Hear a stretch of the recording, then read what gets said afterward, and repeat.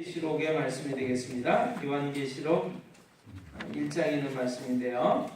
우리 함께 본문의 말씀 펴셔서 함께 하나님의 말씀 보도록 하겠습니다. 요한계시록 1장 우리 10절과 11절의 말씀이 되겠습니다.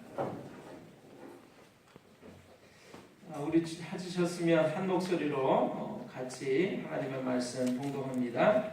다 찾으셨죠? 예, 같이 읽습니다.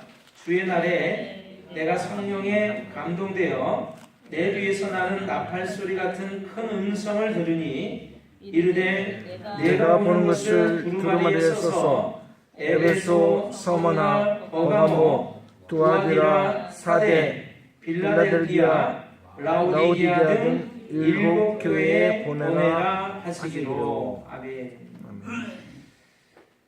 이르되 11절입니다. 이르되 내가 보는 것을 두루마리에 써서 에베소, 서머나, 버가모, 두아디라, 사데, 빌라델비아, 라오디게아 등 7 교회에 보내라.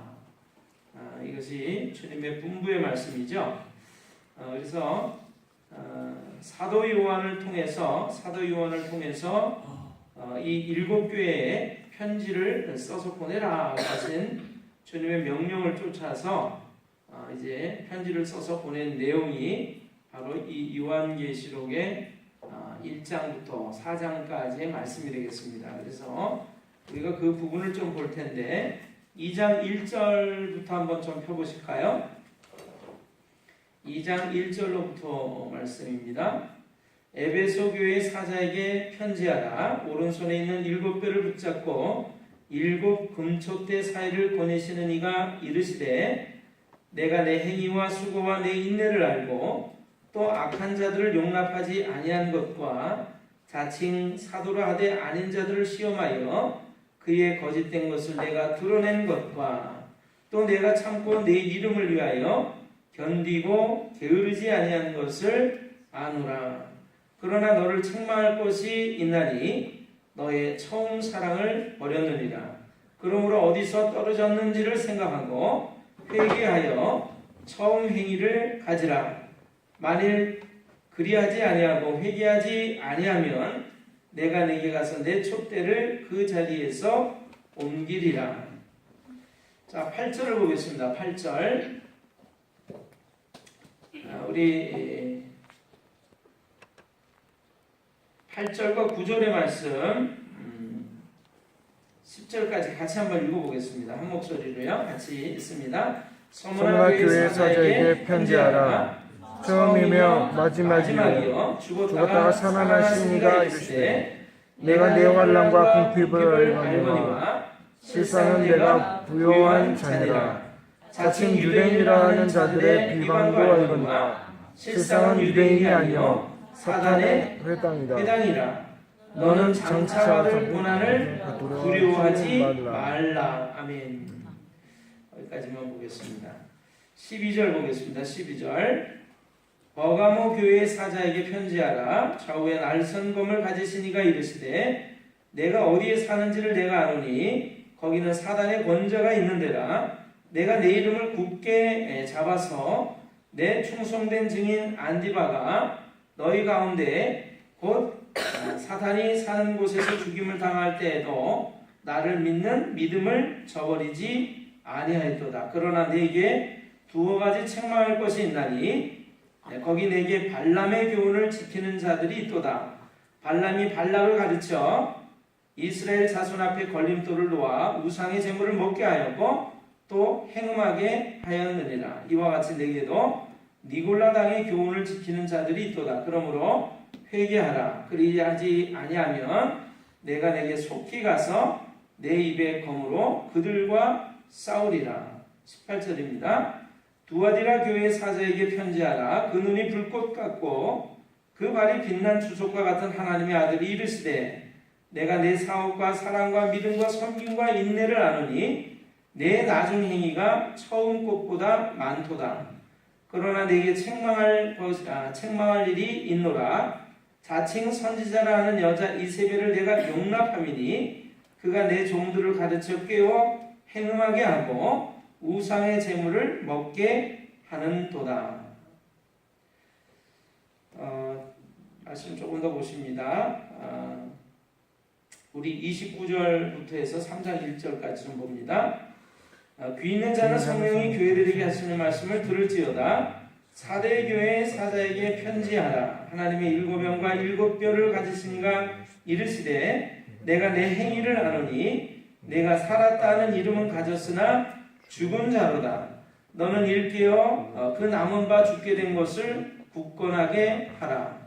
내 하나님 앞에 내 행위에 온전한 것을 찾지 못하였노니 그러므로 내가 어떻게 받았으며 어떻게 들었는지 생각하고 지켜 회개하라. 만일 일깨지 아니하면 내가 도둑같이 이르리니 어느 때에 내게 이르는지 내가 알지 못하리라. 7절입니다. 우리 7절과 8절 같이 읽어보겠습니다. 찾으셨죠? 네. 같이 읽습니다. 시작. 빌라델피아 교회 사자에게 편지하라. 거룩하고 진실하사 다윗의 열쇠를 가지시니 곧 열면 닫을 사람이 없고 닫으면 열 사람이 없는 그가 이르시되 볼지어다 내가 내 앞에 열린 문을 두었으되 능히 닫을 사람이 없으리라. 내가 내 행위를 아노니 내가 작은 능력을 가지고서도 내 말을 지키며 내 이름을 배반하지 아니하였도다. 아멘. 14절입니다. 14절 같이 읽어보십니다. 계속 1절부터 쭉 읽어보겠습니다. 라오디게아 교회의 사자에게 편지하라.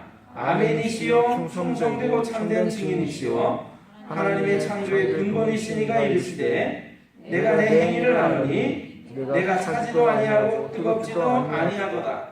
내가 차든지 뜨겁든지 하기를 원하노라.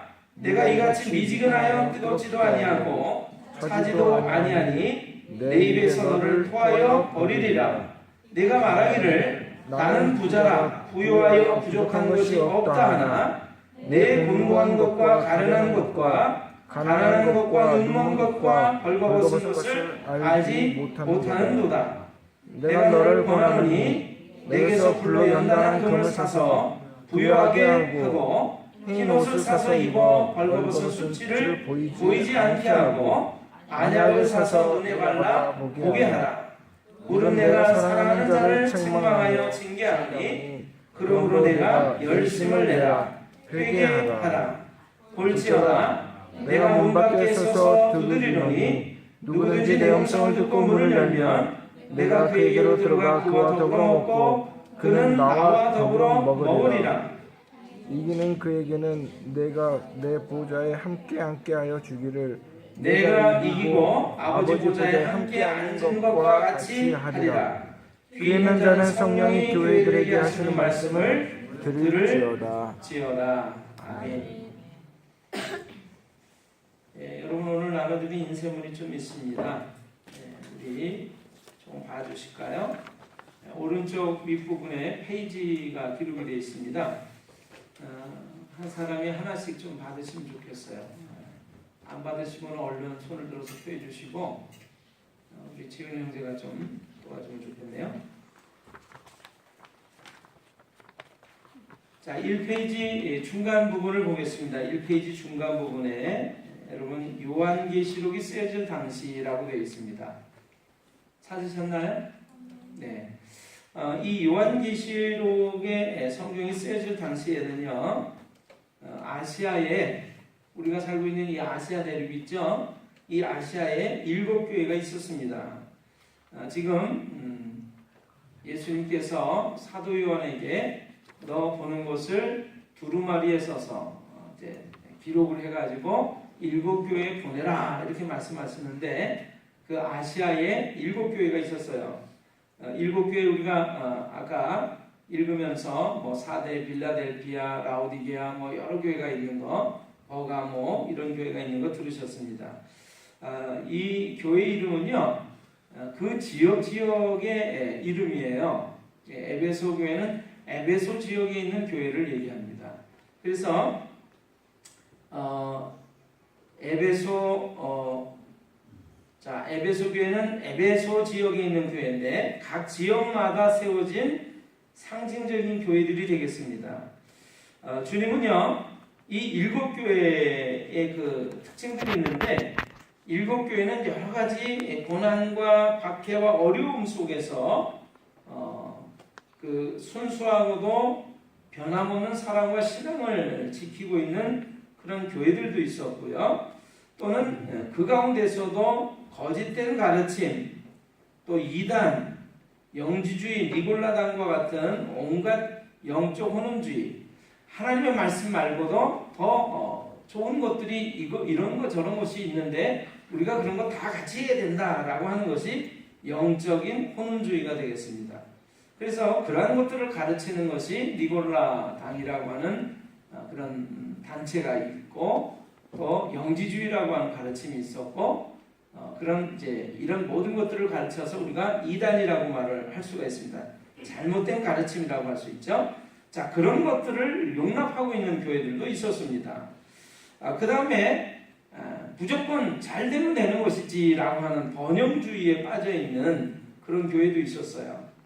자기 자랑이라든가 자기 의론, 우리는 대단해, 이만큼 이룬 것이 얼마나 놀라운지 몰라라고 하는 그런 자기 의론 속에 빠져 있는 이런 교회들도 있었어요. 아무튼 이 7교회는 여러 가지 특징을 가지고 있었는데, 이런 여러 교회들에게 예수님께서는 위로하기도 하고 칭찬하시기도 하고, 또 앞으로 이제 되어질 일들을 얘기해 주시면서 소망의 말씀도 들려주시고, 또는 잘못된 것들에 대해서 야단치시는 거예요. 책망하시면서 회개해라, 돌이켜라 라고 말씀하시면서 새롭게 될 것을 말씀하고 계신다라고 하는 것이죠. 자, 요한계시록에 이 7교회들에게 하시는 말씀은 바로 아시아 지역에 있는 그 7교회들에게 그 7교회가 당하고 있는 형편과 상황과 처지에 따라서 예수님의 책망과 칭찬과 소망과 또는 회개하라고 하는 촉구의 말씀을 들려주고 계시다라고 하는 것이죠.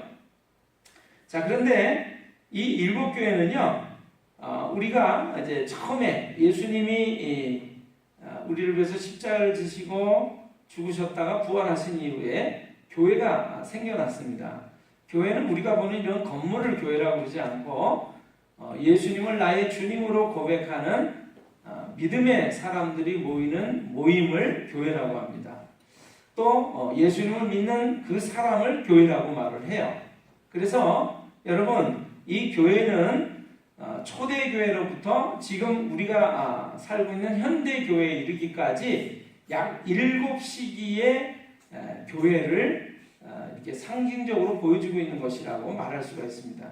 그 당시에 있었던 7교회, 아시아 지역에 있었던 7교회에 예수님께서 사도 요한을 통해서 이제 기록해서 보내라라고 하신 그 편지의 내용이기도 하지만, 그러나 이 7교회는 우리가 지금 살고 있는 시대로부터, 옛날부터 지금 살고 있는 시대에 이르기까지 7시기를 이렇게 분류할 수 있는데, 7시기의 교회를 상징적으로 또 말씀해주고 있는 것이다, 이렇게 보시면 되겠습니다. 또 하나는 어떻게 말할 수 있냐면, 제가 말씀드린 대로 예수님을 믿는 사람들의 모임, 예수님을 믿는 사람을 교회라고 말할진데, 그 7교회들에게 편지를 써 보내라고 하는 것은 우리 가운데 있는 7 형태의 신앙 형태, 우리의 신앙이 말이죠, 이런 신앙 저런 신앙의 모습을 하고 있어요. 근데 7가지 형태의 신앙을 갖고 있는 우리 각 사람들에게 예수님께서 말씀하고 있는 내용이다라고 하는 것으로 받으시면 되겠습니다. 그래서 여러분 1페이지 맨 밑부분을 보시면, 자, 성경은요, 그 당시 상황 속에서 그때 그 말씀이 필요한 사람들에게 들려진 부분이지만, 오늘날 같은 상황 속에서 또는 다른 상황이라고 하더라도 우리 각자에게 들려주시는, 지금 바로 우리에게 말씀하고 계시는, 나에게 말씀하고 계시는 하나님의 말씀이라 그런 거예요. 자, 성경은 2000년 전에 기록되어진 옛날의 말씀이 아니라, 그리고 옛날 아시아 지역에 있는 7교회에게 주어진 그 옛날의 말씀이 아니라, 오늘 성경의 말씀을 읽고 듣고 있는 우리 모두에게, 우리 한 사람 한 사람에게 들려주시는 바로 지금 나에게 하시는 하나님의 말씀이다라고 하는 것입니다. 믿으시나요? 아멘. 우리가 하나님 말씀해 주세요. 제가 저에게 하시는 말씀인 줄로 믿고 듣기를 원합니다. 말씀해 주세요. 그러면 오늘 나에게 하시는 말씀이 들려지는 거예요. 자, 이 페이지를 보세요. 이 페이지 보시면 예화가 하나 소개되어 있습니다. 다 가지고 계시죠? 자, 짐 스토벌이라고 하는 사람의 저서인 최고의 유산 상속받기라는 책에서 보면요, 시오도 해밀턴이라고 하는 변호사가 나오는데 그 변호사가 위임받은 사건이 하나 있었습니다. 그것은 재벌인 레드 스미스라고 하는 사람의 유산을 분배하는 과정이 그려져 있어요. 이 책에. 이 해밀턴 변호사는 유언장을 통해서 레드 스미스의 자손들에게 유산을 상속을 했습니다. 마지막으로 남은 사람은 조카 손자가 되는 제이슨 스티븐스라고 하는 사람이었는데 그는 자신에게 아무런 유산도 남겨지지 않자 불평을 내뱉었어요. 그 짠돌이 영감이 나한테는 한 푼도 안 남겨줄 줄 알았어. 나를 그렇게 미워하더니. 그리고 일어나서 방을 나가려고 했어요. 그러니까 다른 후손들한테는 다 유산을 예를 들면 재산 몇만 달란트, 집, 수영장 딸린 무슨 저택을 유산으로 상속한다. 뭐 이렇게 다 나눠주는데 이 조카 손자 되는 이 제임스 스티븐스한테는 아무런 재산 분배되는 이야기가 없으니까 이 사람이 서운해가지고 일어나 나가려고 했던 것이죠. 그럴 때 이 해밀턴 변호사가 이 유언을, 마지막 유언을 얘기를 해줬습니다. 뭐라고 얘기해 줬냐면 할아버지가 당신에게는 최고의 유산을 주겠다고 약속을 했습니다. 단 당신은 한 달에 한 번 할아버지의 명령에 따라야 하며 이를 거르거나 반항을 하면 준비된 유산은 없다고 말씀하셨습니다. 제이슨은 매달 이 변호사 사무실을 방문해야 했어요. 그리고 비디오를 통해서 할아버지가 내주는 과제를 풀어나가야만 했습니다. 첫 달 할아버지의 친구인 거스 콜드웰이라고 하는 분의 목장에서 일하라고 하는 주제가 주어졌습니다. 둘째 달에는요, $1,500를 가지고 5사람에게 가장 유용하게 사용하라고 하는 문제를 받았습니다. 이렇게 제이슨은 1년간 매달 할아버지가 요구하는 12가지 과제를 거쳐나갔습니다. 할아버지는 미리 녹화해 놓은 비디오를 통해서 지시하는 12가지 과제를 실천하게 함으로써 이 제이슨에게 일이라고 하는 것, 우정이라고 하는 것, 배움, 고난, 가족, 웃음, 꿈, 감사의 과정을 깨닫게 해줬어요.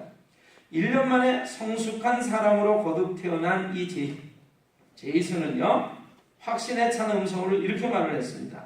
내가 12가지 유산을 골고루 사용해서 1년 전 저처럼 불쌍한 사람들에게 물려줄 겁니다. 이렇게 얘기를 했어요. 그러니까 이 12가지 과정을 거치고 나니까 이게 엄청난 유산이라는 걸 발견한 거예요. 야, 사람은 이렇게 살아야 되는 거구나. 이렇게 노력해야 되는 거구나. 사람과의 관계를 이렇게 만들어 가야 되는 거구나 하고 느낀 거예요.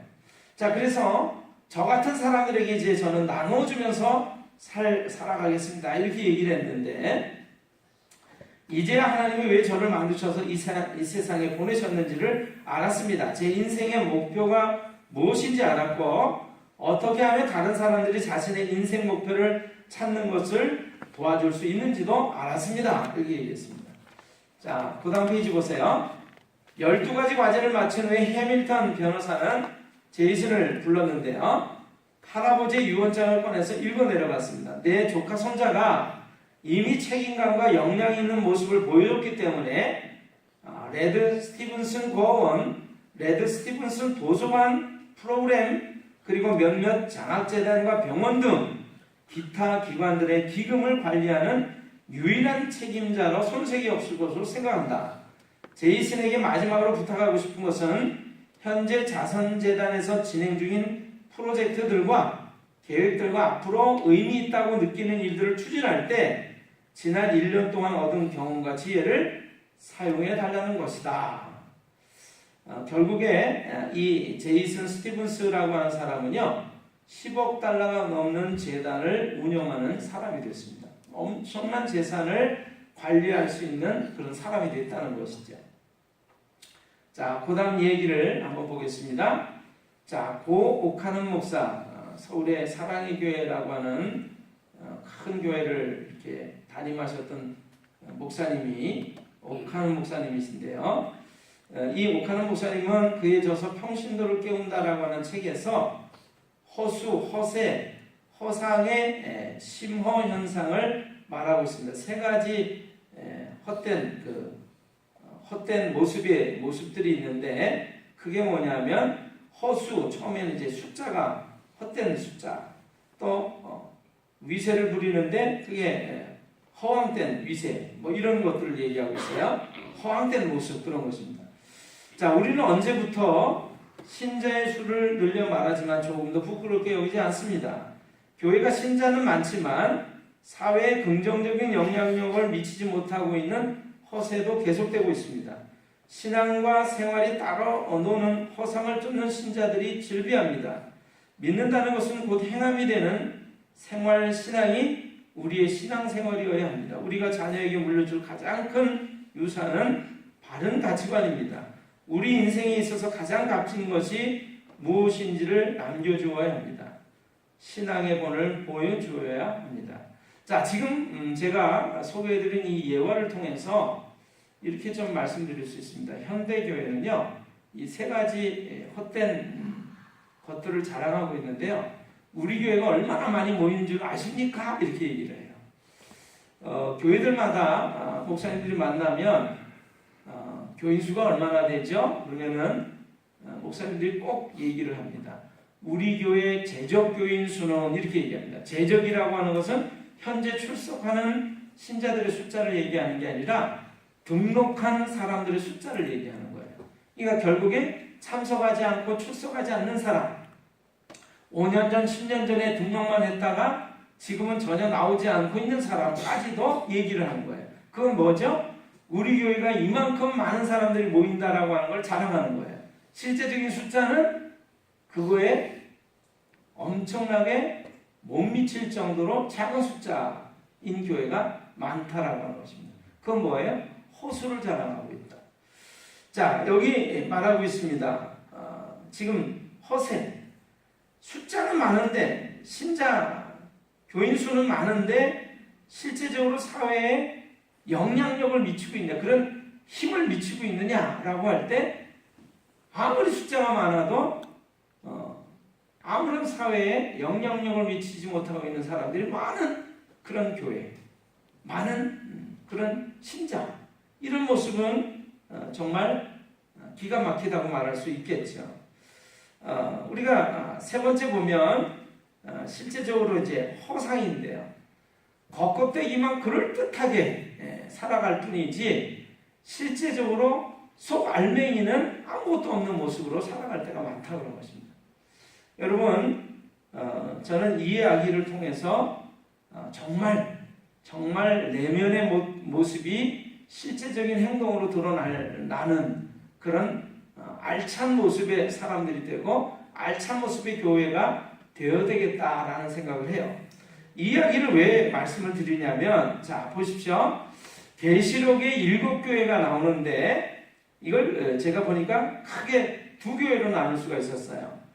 한 교회는 뭐냐면 칭찬받은 교회입니다. 칭찬받은 교회. 한 교회는 칭찬도 받았지만 책망을 받은 교회. 잘못된 것이 많아가지고 그거 문제다. 그거 고쳐야 된다. 그거 잘못이다. 이렇게 얘기를 들은 교회들이라는 거예요. 조금 더 가보면 책망만 받은 교회도 있습니다. 마지막 교회가 아마 그럴 거예요. 우리가 살고 있는 현대 교회가 이 마지막 교회라고 말할 수가 있습니다. 껍데기만 그럴듯하지 실상은 알맹이는 없는 그 교회. 그래서 책망밖에 들을 것이 없는 교회가 오늘날의 교회일 수도 있어요. 사실은 오늘날의 교회라고 저는 생각을 합니다. 오늘날의 교회라고 하면 여러분과 저의 모습이라고 말할 수 있고, 우리 교회라고도 말할 수가 있어요. 그래서 오늘 우리에게 말씀하시는 하나님의 음성을 듣게 되시기를 바라고, 특별히 칭찬받은 교회를 이렇게 가만히 보면요, 칭찬받은 교회가 큰 교회고 능력이 많은 교회가 아니라 작은 능력을 가지고도 내 이름을 배반치 않았다, 하나님을 믿는 사람들로서의 삶을 살아가는 모습에 이율배반적인 모습이 나타나지 않은 진실된 모습이 나타난 교회였다라고 하는 거예요. 그래서 오늘 여러분과 제가 이렇게 주님의 칭찬을 받는, 칭찬만을 받는 그런 교회가, 그런 믿음의 사람들이 다 됐으면 좋겠다라고 저는 생각하고 그렇게 되어지기를 축원합니다. 아멘. 자, 이제 마지막 부분을 보겠습니다. 여러분, 계시록에 등장하고 있는 7교회를 향한 주님의 말씀을 통해서 우리는 두 종류의 교회, 두 종류의 신자들의 모습, 그리스도인들의 모습을 볼 수가 있습니다. 그리고 그 모습들 중에 반드시 한 가지 이상은 우리의 모습이라고 말할 수 있고 우리의 교회의 모습이라고 하는 사실을 피해갈 수가 없습니다. 자, 첫 번째 모습은요, 서머나 교회와 빌라델피아 교회와 같은 모습이에요. 그들은 가난했습니다. 그들은 핍박 가운데서 아주 힘겹게 고생하면서 살았고요, 세상적으로 볼 때는 약하기 그지없는 아주 힘이 없는 교회였습니다. 보잘것없는 교회였습니다. 그러나 주님은 이 두 교회의 인내와 충성된 모습을 칭찬하셨어요. 변함이 없는 모습을 칭찬하셨어요. 세상에서는 가난했지만 주님의 눈에는 그래서 부유한 교회였습니다. 그래서 실상은 내가 부유한 자다, 이렇게 말씀해 주고 계세요. 세상에서는요, 핍박을 당하고 순교를 당하고 고난을 당하고 왕따를 당하지만 주님은 이들에게 생명나무 열매, 생명의 양식, 생명의 면류관을 예비해 놓았다고 격려하고 계세요. 그러니까 지금껏 조금만 더 참고 기다리면 내가 이런 것들을 너에게 주겠다라고 말씀하시는 거예요. 그날은 곧 올 것이라는 것이죠. 두 번째 보십시오. 또 다른 한 모습은 어떤 교회 모습이냐면 에베소, 버가모, 사데, 두아디라, 라오디게아 교회와 같은 모습을 얘기합니다. 이 교회들은요, 아주 부유했습니다. 그들은요, 낮은 것이 처음 것보다 더 많다라고 예수님께서 칭찬하실 정도로 사역이, 그들의 하는 일들이 굉장히 왕성했고요, 많아졌어요. 교리적으로 보는데 문제가 없는 것도 있었고 외적으로는 자랑할 것이 많았던 교회들이기도 했습니다. 그러나 그들은 주님에 대한 사랑을 잃어버렸어요. 에베소 교회 같은 교회를 보면 그러나 너를 책망할 것이 있다. 뭐라고 말씀하세요? 너의 처음 사랑을 버렸다. 여러분, 지금은 번듯하고 괜찮은 모습을 하고 있지만 예수님을 사랑하던 처음에 순수했던 그 마음을 잃어버렸다면 예수님은 책망하시는 거죠. 우리 가운데 어떤 이들은 신앙이 이제 연륜이 지나서 이만하면 그럴듯하고 집사가 되고 권사가 되고 장로가 되고 그런 직분도 가지고 있는지 모르지만, 그러나 예수님을 처음에 사랑했던 그 순수한 마음은 잃어버린 상태에 있을 수도 있다라고 하는 것입니다. 그리고 처음보다는 낮은 것이 더 많은 그런 상태에 있지만, 그래서 하는 일들이 굉장히 많지만, 그러나 잘못된 것들을 받아들이고 있는 상태. 저는 요즘에 이런 생각을 해봅니다. 교회에도 동성애를 받아들여야 된다 하는 얘기가 좀 있어요. 여러분, 하나님의 말씀 읽어보면 하나님께서 남자와 여자를 만드셨어요. 그리고 이 남자와 여자로 하여금 한 가정을 이루어서 자녀를 낳고 행복한 가정을 이루어서 살아가도록 하나님께서 만드셨어요. 근데 남자가 남자를 사랑하고 여자가 여자를 사랑해서 가정을 이루면 하나님이 정의해 놓으신 그 법이 깨지게 되는 거죠. 그런데 그들도, 동성애를 하고 있는 이들도 우리가 사랑하고 받아줘야 되지요. 그러나 교회 동성애를 합법화하자라고 하는 얘기는 우리가 더 이상 받아들일 수 없는 것이죠. 하나님의 말씀과는 전혀 반대되는 이야기이기 때문에 그렇습니다. 그런데 우리가 이 일곱 교회들 모습 가운데 보면 아까 얘기한 이세벨이라고 하는 여자, 이세벨이라고 하는 여자는 이 하나님의 백성인 이스라엘 백성들이 하나님 아닌 다른 것들을 믿고 섬기고 따라가도록 만드는 그런 사람이에요. 그래서 이세벨과 같은 또는 니골라당과 같은 또는 영지주의와 같은 잘못된 가르침을 그냥 받아들여라라고 하는 그런 교회도 있었다라고 하는 것을 우리가 볼 수가 있습니다. 그것을 예수님께서는 책망하고 계세요. 그러니까 우리가 신앙이 어느 정도 되면 우리가 다 가능한 거지, 괜찮은 거지라고 받아들이는 모습 속에서 하나님의 말씀이 혼탁해지는, 그래서 삐뚤어지는 그런 모습도 있을 수 있다는 것이죠. 이러한 것들을 예수님께서는 책망하고 계세요. 그래서 그들은 주님에 대한 사랑이 없었고 이세벨의 교훈을 받아들이기도 했고 성적으로 도덕적으로 무너진 것도 있었다라고 하는 것입니다. 자, 우리 한국교회가 그런 모습이 되기도 해요. 대통령이 장로님입니다. 그리고 많은 지도자들이 교회 장로, 권사, 집사의 직분을 가진 분들인데 그럼에도 불구하고 우리가 살고 있는 사회가 변하지 않는 것. 그것은 뭐냐면 그들이 그냥 적당하게 타협하고 살아가고 있다는 거예요.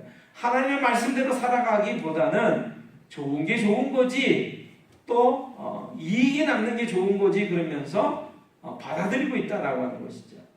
자, 그런 것들을 예수님께서 나머지 교회들에게 말씀하고 계신 것이다. 중요한 사실은 이러한 문제가 어느 시대, 어느 교회나 어떤 사람에게나 없을 수는 없지만 이러한 문제에 대해서 예수님께서 경고하시는 소리에 우리가 어떻게 반응하느냐가 중요하다라고 하는 것입니다. 회개해라 하고 책망하실 때 돌이켜야 된다라고 하는 것이죠. 자, 마지막 글을 읽어봅니다. 주님의 경고가 어떤 한 가지라도 나의 마음에, 나의 양심에, 나의 영혼에, 나의 알고 있는 지식에 터치가 되어진다면 그 사람은, 그 교회는 반드시 민감하게 즉각적으로 반응해야 한다라고 하는 것입니다. 여러분, 살았다고 하는 이름은 가졌으나 실상은 내가 죽은 자다. 겉껍데기는 예수 믿는 사람처럼 살아가는 것 같은데 실상을 보니까 하나님을 사랑하는 마음이 없어요. 처음 사랑이 없어요. 열심이 없어요. 식어버렸어요. 껍데기만 남았어요. 그것을 예수님께서는 내가 살았다는 이름 가졌으나 실상은 죽은 자라고 책망을 하신다는 거예요. 오늘 우리 가운데 네가 작은 능력을 가지고도 내 이름을 배반하지 않았다라고 칭찬할 사람들만 판이 앉아 계시면 더 좋겠습니다. 그러나 혹 이건 나를 통해 나에게 하시는 말씀인 것 같아. 처음 사랑을 버렸다? 나에게 하시는 말씀인 것 같아. 겉껍데기는 그럴듯한데 속알맹이가 없어. 나에게 하시는 말씀 같아. 나는 부자야. 나는 모든 걸 다 알아. 이렇게 얘기하지만 실상 안다라고 하는 것은 모르는 것을 의미하는 거죠. 하나님을 알면 알수록 많은 사람들이 뭐라고 고백하냐면 주님, 저는 아무것도 아닙니다. 저는 모릅니다. 저는 너무나 어리석은 자입니다. 이렇게 고백을 하는 거예요. 하나님을 알면 알수록 모른다고 얘기하는 것이 사실은 우리에게 나타나는 정상적인 모습이라는 것이죠. 근데 내가 이만큼 알고 있어 라고 하는 것은 실상은 모르고 있는 것입니다. 여러분, 오늘 주님이 다시 오신다고 말씀하세요. 오늘 그날이 올 것입니다. 그날이 오기 전에 이 일곱 교회들에게 하시는 말씀, 우리 한 사람 한 사람에게 하시는, 교회들에게 하시는 말씀 들으시고 새로워지는 여러분과 제가 되시기를 주님의 이름으로 축원합니다. 아멘. 기도하겠습니다.